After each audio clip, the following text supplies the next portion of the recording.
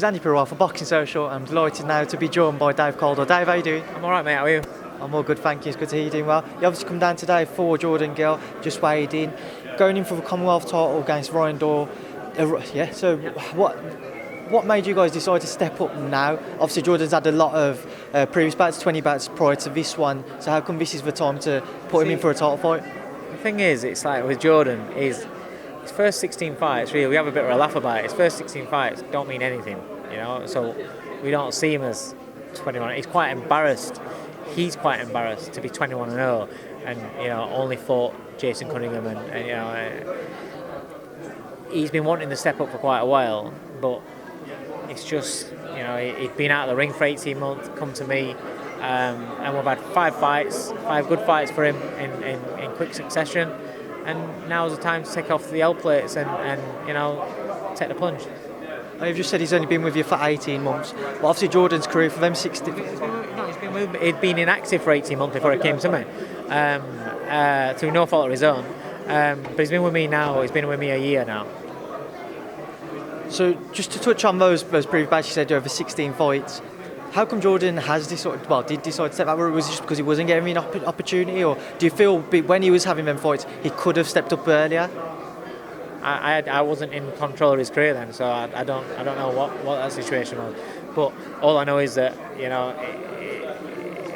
he just fought 16 meaningless fights, and then didn't fight for 18 months, and needed his career kick-starting, and that's what he did.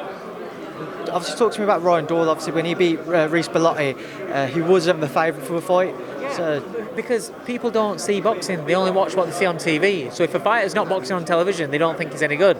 I know Ryan Doyle. I watched him through his career. He's boxed on my shows before. I've actually commentated a couple of times on his fight when he has boxed on TV, the Bellew-Usyk fight, and when he got beat against Tennyson. So I actually had him before the fight, and I'd said it. I actually had him. He was going to win that fight, so it didn't really surprise me. But this is what I'm saying is you only see what you see on television.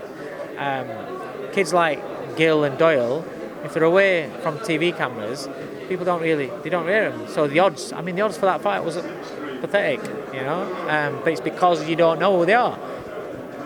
Doyle can fight. He's heavy-handed. He's got a great work rate. He's ruthless. He's relentless. He can fight, and he's a worthy Commonwealth champion.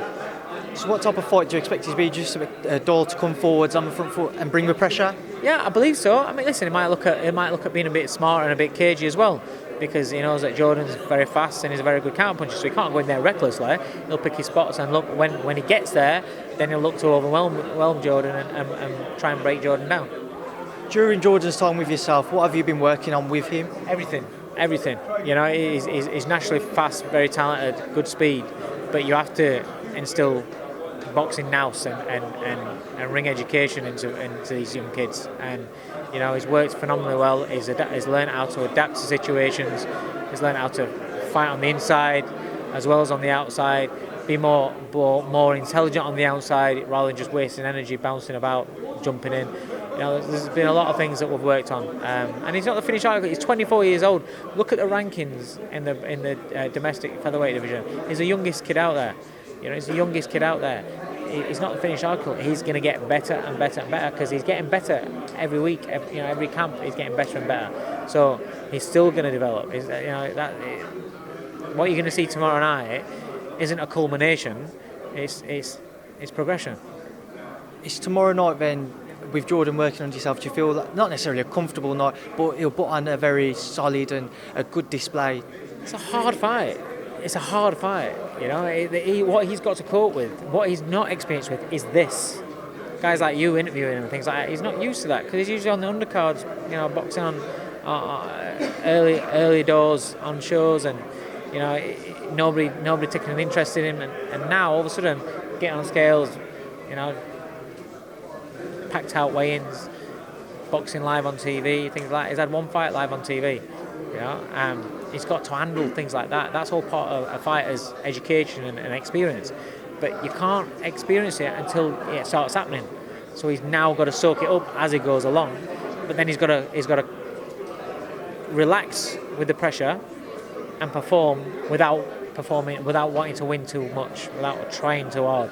Because if you try too hard and if he wants it too much, if he thinks, my career's been so slow, I've now got an opportunity, I've got to take this opportunity, otherwise I'll never get another one. You tighten up. You just got to relax. Forget about what comes after. Just relax. Focus on getting your job done and letting your talent ooze out. Because, mate, he is one talented kid. So what result, I know you're going to say, obviously Jordan Gill win, but do you expect him to get a stoppage, or do you think he will go over a distance?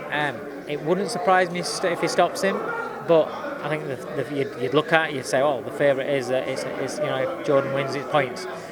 That's how you'd look at it. But it won't surprise me if he stops him. What would be your plan then for Jordan? Obviously, this will be his 21st fight tomorrow night, but looking forward to beyond that. I don't look forward to beyond that. He's a work in progress. So, regardless of tomorrow night, I'm building a fighter for when he gets to 27, 28 and is at his peak. He's 24 years old. We're working on a fighter to build and to improve on every aspect of his game continuously. Tomorrow night's another fight. It's as important as what his last 8-rounder was, because if he'd have lost his 8-rounder, he wouldn't be fighting for Commonwealth title tomorrow night. Do you get me? Yeah. So it's not important to me what happens after that. All it is, tomorrow night's his breakout fight. He goes out there and performs tomorrow night, then a lot more people are going to want to speak to him. It's an interesting topic I've just picked up on there. Obviously, you said with Jordan, you're just taking it one fight at a time. You just want to concentrate on tomorrow. Previously, after the last bout that I saw you at, you said with Anthony Fowler, you had a 3-fight plan with him. What's the difference with regards to not doing that with Jordan? Jordan's 24, Fowler's 27. Is it simply Fowler's been brought through the spotlight and the cameras and guys like you, wanting to interview him since before he was pro, since he had, with Team GB, he's been groomed with that. Jordan's kind of like just been dropped into it now. It's a big difference. And like I say, he's 24. So before we do move on to Anthony, I'll just talk about the rest of the card. What are your thoughts on especially Cheeseman Byfield? Yeah, Cheeseman Byfield, mate. Byfield. I love fighters that have got a voice and give it some and get people interested in them and things like that. That's great. But you have to remember, you have to be professional at the same time, right? He's giving it all that crap, rocked up an hour late basically, got on scales and he's still overweight. And he gets on scales and he still shouts, okay. No, it's not okay, mate. You didn't make the weight, it's not okay. So there's a time to kind of like just rein it in a little bit and not just, because otherwise that bit of personality, it kind of like switches people off, because you think, it's not okay, you're just chatting shit. So it is. He said to me yesterday that he originally missed the first press conference when the fight was announced to try and get under the skin of Ted Cheeseman, and then obviously all that yesterday, and then today he didn't turn up on time. What do you make of these types of antics? And if this isn't an antic today. Today's not an antic. Today's about not being able to make a weight. Your antic is, if you want to play that game, rock up late, get on scales, you've made weight. There you go, not a problem. You haven't been trying to lose weight while you've been away. That's not the reason why you're late. And then you just rock up. That's an antic. Being late because you're trying to get rid of weight, that's not an antic. That's messing up. So what are your thoughts on the fight, and who do you see coming out with victory? I think Byfield's a tricky fighter. He's a decent fighter. I'm not saying he's not a good fighter. He's a good fighter. I think Cheeseman's a different level. I think Cheeseman will get it. I think Cheeseman grinds him down, picks up on the gaps, and probably stops him. And Chamberlain-Watkins, a massive fight for both of them. Yeah, it's an important fight from both.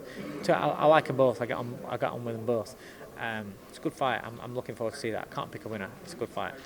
I think skill, style, Chamberlain. Watkins is strong. When he pulls the trigger, it can be a bit one-pace, it can be a bit slow, which could allow Chamberlain to outbox him. And finally, John Ryder and Sirotkin. Yeah, good fight. I just hope Ryder goes out there and does what he does. He's on a great roll at the moment. He's found a great patch of his career. Come back from adversity and look where he's at now. He's a fight away from a world title shot. Now to link everything back around, obviously I've seen over social media recently Anthony Fowler and Ted Cheeseman, a few tweets exchanged to trying to make that fight. When I last spoke to you, like I say, you had the original plan of Fitzgerald, Commonwealth, British, which would be Cheeseman. Obviously now Fitzgerald's got the injury, so you're looking at Commonwealth. Then Fitzgerald for first defence, and then Cheeseman. Cheeseman's called him out. In your opinion, would Anthony going in for a British title, would you rather, well not rather that, but would you be happy for that to happen sooner? Yeah, but my plan is get the listen. The Commonwealth title fight's not a given, right? Champion's an experienced fighter, good fighter. It's going to go rounds, that one. We'll see then. We'll see what Fowler's about then, right? I know what he's about in the gym. We've got to see what he's about on the fight.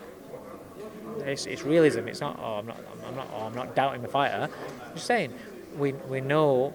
I know what he's capable of. I've seen him sparring top quality opponents, but he's got to do it under the lights. His last couple of fights, he's listening. He's progressing how I want him to progress. But you're talking about levels, so you've got to jump up a level, jump up in rounds. See how it goes. My plan was, like I said, Fitzgerald, Commonwealth, Cheeseman. Now, ideally, Commonwealth title, Fitzgerald, Cheeseman. Is that Fitzgerald fight something which both of you and Anthony want to have, no matter what the outcomes of the Commonwealth or British title fights are in your plans? Yeah. And just to touch on as well, what did you think of the Cheeseman, the tweets and the back and forwards a little bit? It's good. I'm glad. Oh, mate. Fowler talks shit. Cheeseman can talk shit as well. Who cares? You know, they've got a bit of a needle about them because they're both in the same division. They both got big bollocks and they both got big egos and they both want to be seen as number one. That's always going to happen. Whenever a man comes up another man that's got the same sort of attitude as him, they're always going to bump heads. And that's what's happening. And it makes it a bit interesting for people that don't know boxing, people that just like that bit of beef. It makes it a bit interesting for them as well. So good on them. A lot of middleweight division is packed in Britain. You've got the likes of Sam Eggington and Liam Williams, who we haven't even mentioned, Liam Smith as well. Do you feel that for someone to move on to European or world level, they have to get through everybody from a British perspective first? You don't have to, but there's a lot of good fights there if they do. And then finally, we're coming on to your man who's only 2 weeks away from that Usyk fight. How's Tony looking? It's good. Working hard. He just can't wait to get into the camp now. We're at that stage now. A couple of weeks out where we just want to get to the fight now. How's he looking in terms of making weight, especially previously? Sound. Yeah. That he surprised me with that. Sound. He's actually got a few abs there. So you can actually see abs. Well, Dave, thank you for speaking to Boxing Social. It's nice on that. Cheers.